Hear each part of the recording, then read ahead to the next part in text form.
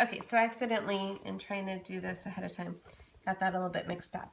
So the leading strand, the RNA is going to go, the opposite of T is going to be A, and then instead of having T here, I'm going to have U, which is why it's pink. And then I have my G, which is opposite of the C. And then on the RNA polymerase over here, we're going to have the opposite of yellow, or the opposite of A is going to be U, which is pink instead of T. And then the opposite of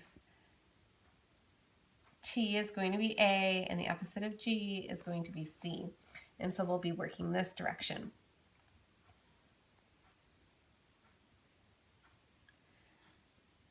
So now the DNA polymerase can come in and start building. So on the lead strand, it's able to just keep going this direction because the helicase keeps unzipping. And so it's able to work without any pause. And so basically we would add a T, because now it's DNA, not RNA, so it's not going to be pink. We're going to add a T, and then we're going to add an A, and then we're going to add a G, and then we're going to add another G, and then we're going to add another T,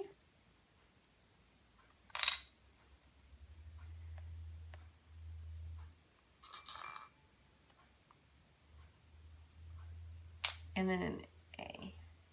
Okay, so, and then it will just keep going. Now, on the lag strand,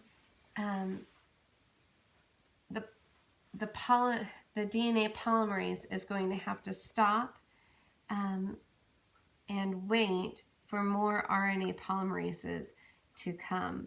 So it can start here, it can join this RNA polymerase and build this section.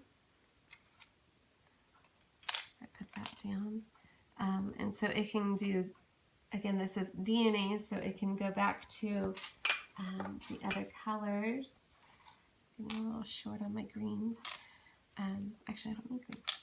So the opposite of G is going to be C. And the opposite of A is going to be T, not U, because we're now dealing with DNA. And the opposite of T is going to be A.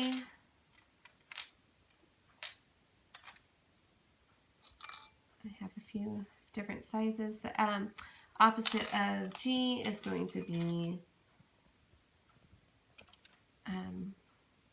C, and then the opposite of T is going to be A, and then the opposite of A is going to be, actually, I think I just broke too many bones in doing all this. Okay, so but then it would need to stop once it hit the unbroken section, and it would have to come back over and start again where the helicase had broken apart more pieces. It would need to wait for more RNA. And these sections on that lag string are called Okanaki segments. And so after we've created the new strands of DNA, then we need to have the RNA primers erased, because you don't want pieces of RNA mixed in with the DNA. And so DNA polymerase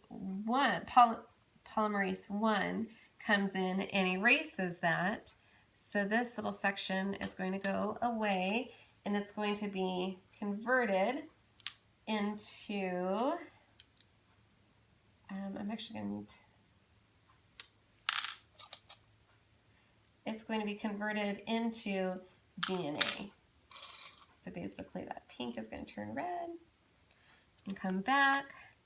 And then here's my DNA polymerase 3. And here's, we'll say this is DNA polymerase 1. And it's coming and it's going to erase this section of RNA and make it DNA. And basically, for sake of time, I'm going to do that by just swapping out some colors here. And so basically, that is replication. So I'm going to have 2 new strands for my daughter cells. They're not exactly new because one section of each strand is from the old strand of DNA, and then one section of each strand is completely new. And that's replication. It takes place in the nucleoid region of a prokaryotic cell. And you can stop that.